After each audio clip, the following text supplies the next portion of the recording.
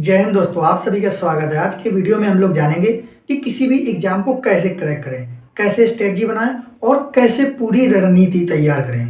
पूरा एक एक विषय पर बात कर रहे होंगे। देखिए, आज के वीडियो में हम लोग बात करेंगे कैसे जीरो से करें तैयारी।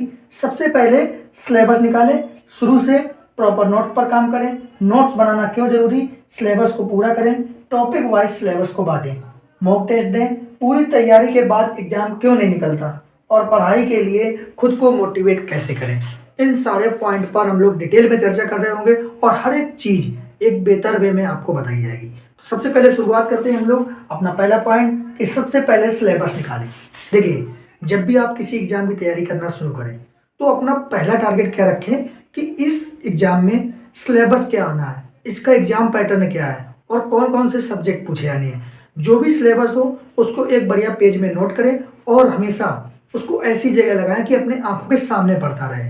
जब भी आप देखें कि हाँ, मेरा कितना टॉपिक खत्म हो चुका है, क्या क्या चैप्टर बचा हुआ है, ये आपको नज़र में रहना चाहिए। हमेशा ध्यान रखें, एक बेहतर रणनीति के लिए सिलेबस इंपॉर्टेंट होता है। सिलेबस पर फोकस करना बहुत जरूरी होता है। तो सबसे पहले सिलेबस को नोट कर ले और एक जगह चिपका ले जहाँ आपकी नज़र में पढ़ता रहे। उसके बाद शुरू से प्रॉपर नोट्स पर काम करें। बहुत सारे बच्चे ऐसी गलती करते हैं कि मान लीजिए कि अभी 6 महीने बाद कोई एग्जाम लगा हुआ है। अब लोग सोचते हैं कि हम नोट्स ना बना के जल्दी जल्दी पढ़ लें और बस एग्जाम देने चले जाएंगे। बस वहीं से उनकी गलती चालू हो जाती है और वो लोग ऐसा भी सोच लेते हैं कि चलिए ये वाला पेपर दे लेते हैं, उसके बाद नोट्स बनाएंगे। भाई, अगर आप तैयारी करना शुरू कर दिए हैं तो आप ये मान लीजिए कि आपका एग्जाम हर हमेशा ही बना रहेगा। भले वो 1 महीने बाद हो, 2 महीने बाद हो, लेकिन एग्जाम लगा ही रहेगा। और इस तरीके से करते करते आपका नोट्स कभी नहीं बन पाएगा। क्योंकि रिवीजन के लिए अगर मैं बात करूं हिस्ट्री, भाई हिस्ट्री में 500 से 600 पेज हैं। अब आप उसको लास्ट टाइम में रिवाइज कैसे करेंगे? तो उसके लिए एक प्रॉपर नोट्स होना चाहिए आपके पास कि वो 2-3 घंटे में उलट पलट डाले। तो ये फायदा होता है नोट्स बनाने का।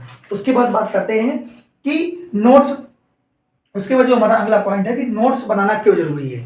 देखिए, आप एग्जाम में जा रहे हो और एग्जाम के पहले अगर आपको कोई टॉपिक पढ़ना है तो क्या करोगे, आप अपने नोट्स जल्दी जल्दी रिवाइज कर लिए। और जब कोई एक नोट्स आपने 50 बार पढ़ा होता है ना, तो मुश्किल से हर एक पेज में 2-4 पॉइंट ऐसे होंगे जो आपको रिवीजन करने पड़ेंगे, जहां आप भूल जाते हो, कंफ्यूजन हो जाता है। तो नोट्स का ये फायदा होता है। आपके लिए क्या इंपॉर्टेंट है, वो एग्जाम के टाइम में आप रिवाइज करके पहुंच जाओगे। आप अगर चाहोगे कि एक दिन में मैं पूरा का पूरा सिलेबस अपना रिवाइज कर लूँ, तो भाई उसके लिए आपके पास प्रॉपर नोट्स होना चाहिए। इसीलिए नोट्स बनाना जरूरी है।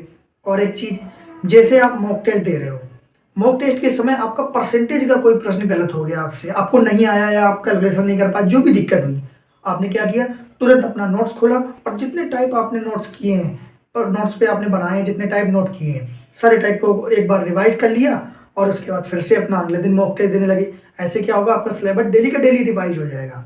अगर नोट्स बना है तो आप अगर जीके में किसी चीज में गड़बड़ी हो गई, जैसे मुगल वंश है, वहां पे आप फंस गए, तो भाई तुरंत मुगल वंश खोला और उसको अच्छे से रिवाइज कर डाला। ये फायदा होता है नोट्स बनाने का। तो मॉक टेस्ट में भी हेल्प करेगा, क्योंकि रिवीजन में भी हेल्प करेगा। और उसके बाद बात कर लेते हैं कि सिलेबस को पूरा करें। बहुत से लोग क्या करते हैं कि अपना सिलेबस ही नहीं पूरा करते हैं। भाई, जैसे किसी को अगर प्रॉब्लम है एडवांस मैथ में, अब वो लोग क्या करेंगे, अर्थमेटिक पढ़ लेंगे, एडवांस नहीं पढ़ेंगे। अब आप समझिए कि आप एग्जाम देने 100 नंबर पे थोड़ी, अगर किसी एग्जाम में 5 नंबर की भी एडवांस मैथ आती है तो आप तो 95 पे पेपर देने गए हो, और जबकि और बच्चे अपनी तैयारी करके 100 नंबर पे गए, तो आप 5 नंबर तो भाई वहीं पे पीछे हो गए। इसलिए जब भी एग्जाम देने जाएं अपनी पूरी तैयारी के साथ जाएं। इसलिए सिलेबस पूरा करना बहुत इंपॉर्टेंट है अगर एग्जाम क्लियर करना चाहते हैं तो। उसके बाद हम लोग बात कर लेते हैं अपना जो अगला पॉइंट है कि टॉपिक वाइज सिलेबस को बांटे। देखिए, जैसे ही आपका सिलेबस पूरा का पूरा कंप्लीट हो जाता है, उसके बाद फिर टॉपिक वाइज अपने सिलेबस को बांट लें। कैसे? देखिए, जैसे आप अगर रेलवे ग्रुप डी की तैयारी कर रहे हैं, मान लीजिए उसमें जो पहला है हमारा मैथ है, ये और साइंस है और साथ में जीके भी है। अब ये 4 टॉपिक हैं। अब इन 4 टॉपिक को आपको मैथ में बांट लेना है कि जैसे एक दिन, जैसे एसआई पढ़ना आपने शुरू किया तो एसआई में ये एक चैप्टर मैं 3 दिन लगाऊंगा, जिसमें से 2 दिन इसका रिवीजन करूंगा और तीसरे दिन इसकी प्रैक्टिस करूंगा। इस तरीके से आप बांट लीजिए तो 3 दिन में एक चैप्टर खत्म करोगे। मुश्किल से 14-15 चैप्टर है, भाई 45 दिन में आपका पूरा का पूरा कंप्लीट हो जाएगा। उसके बाद बात कर लेते हैं जैसे रीजनिंग है। अब रीजनिंग में भी आप टाइप वाइज, टॉपिक वाइज बांट लीजिए। जैसे कोई चैप्टर है डाइस है, अब डाइस को आप अच्छे से कंप्लीट कर लें और जो उसके इंपॉर्टेंट टाइप बनते हैं उसको नोट कर लें कि इसको हम इस तरीके से लगाएंगे। मतलब भविष्य में अगर आपको कभी रीजनिंग पढ़नी हो या रिवाइज रिवीजन करना हो नोट से, आप बस जल्दी जल्दी उस चैप्टर को पढ़ते जाएंगे, हर एक टाइप क्लियर होता जाएगा। उसके बाद बात कर लेते हैं साइंस की। देखिए, आप अगर रेलवे की तैयारी कर रहे हैं तो एनसीईआरटी तो पढ़ते हुए होंगे, क्योंकि एनसीईआरटी से ही पूछा जाता है।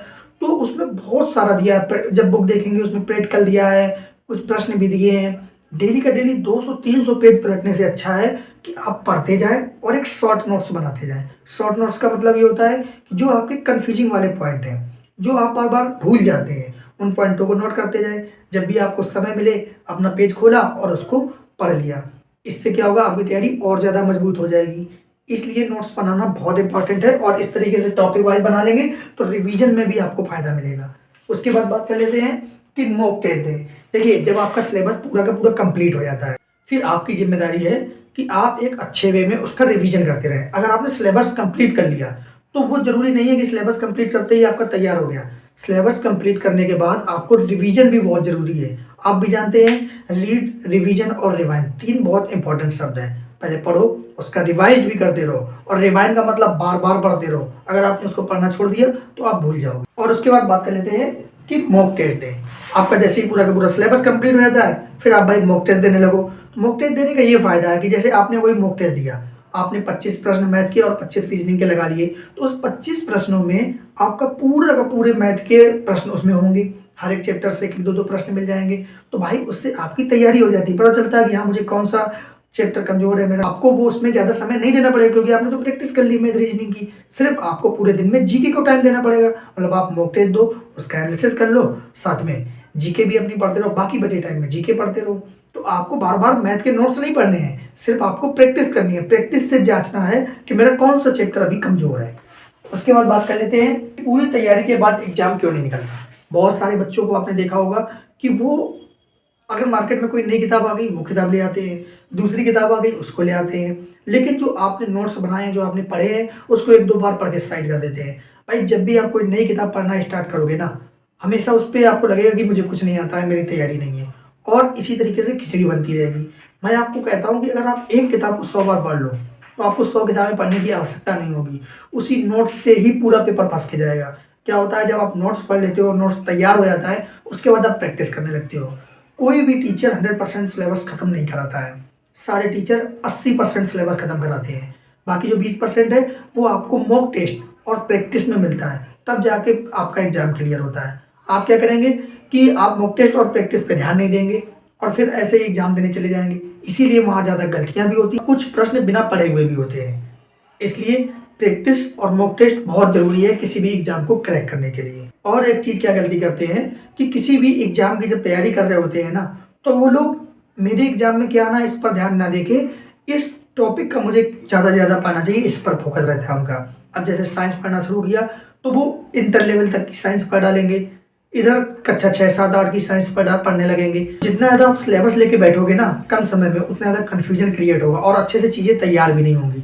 इसीलिए कहा जाता है सिर्फ उतना पढ़ो जितने से एग्जाम क्लियर हो जाए। आपको टीचर नहीं बनना। अगर आपको टीचर बनना हो तो मैं बात मान सकता हूँ कि आपको ज़्यादा से ज़्यादा बुक्स पढ़नी चाहिए, लेकिन अगर आपको सिर्फ एग्जाम क्रैक करना है तो आपको सिर्फ उतना ही पढ़ना चाहिए जितना सिलेबस में दिया है। और बहुत सारे बच्चे गलती कर रहे हैं, और आप उनसे पूछेंगे, मैथ का कोई भी सवाल पूछ दो उनको आता होगा, कोई भी चीज़ पूछ दो उनको आती होगी, लेकिन एग्जाम क्यों नहीं क्रैक होता है? क्योंकि वो यही गलती करते हैं, जो चीज़ एग्जाम में आनी है उस चीज़ पे कम ध्यान देते हैं, कम प्रैक्टिस करते हैं।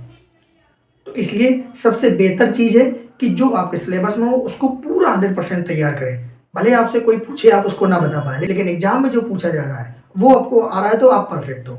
उसके बाद बात कर लेते हैं कि पढ़ाई के लिए खुद को मोटिवेट कैसे करें। देखिए, जब भी आप पढ़ने को बैठे सबसे ज़्यादा गलती लोगों की क्या रहती है, मोबाइल लेके बैठ जाते हैं, रील चलाने लगते हैं, चैटिंग करने लगते हैं। भाई, सबसे बड़ी यही गलती है। आप अगर पढ़ाई कर रहे हो, कोई भी मान लीजिए कि 2 घंटे से ज़्यादा लगातार नहीं पढ़ सकता, 1.5 घंटा पढ़ लिया, 1 घंटा पढ़ लिया, जितना आप पढ़ पा रहे हो लगातार। उसके बाद फिर आप क्या करोगे, तो 5 मिनट आप कोई ना कोई अपना गेम खेल लो, या फिर आप कोई मोटिवेशन वीडियो देख लो, उसके बाद अपना फिर से पढ़ना लगो। अगर आप उस 5-10 मिनट के ब्रेक में चैटिंग करना स्टार्ट कर दिए, वीडियो कॉल स्टार्ट कर दी, उनसे बातें करने लगे, समझदार हो आप लोग समझ जाओगे, तो आपका टाइम का घंटों चला जाए। इसलिए पढ़ाई के टाइम में कोशिश करें कि मोबाइल का कम से कम यूज करें।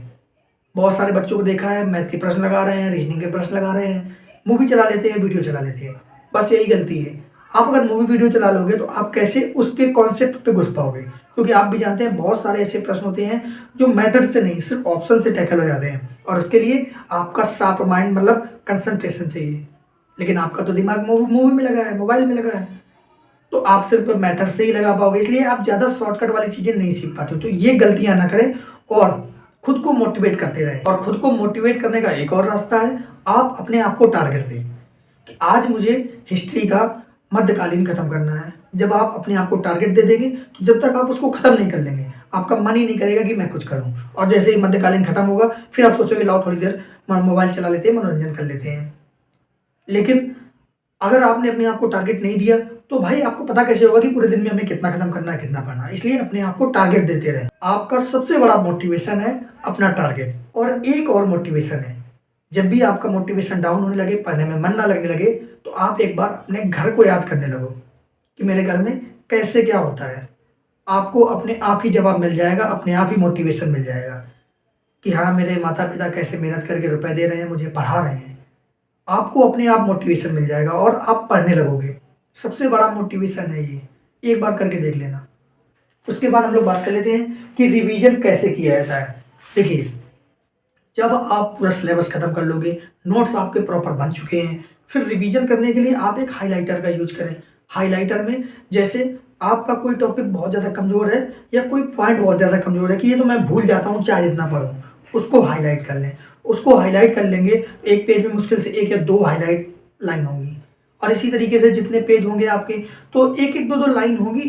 तो जब भी एग्जाम आए उनको अच्छे से पढ़ जाएं, और जब आप फुर्सत बैठे हो तो उन लाइनों को पढ़ा करें जो आपने हाईलाइट किया है। देखना वो कितने जल्दी आपके स्ट्रॉन्ग पॉइंट बन जाएंगे।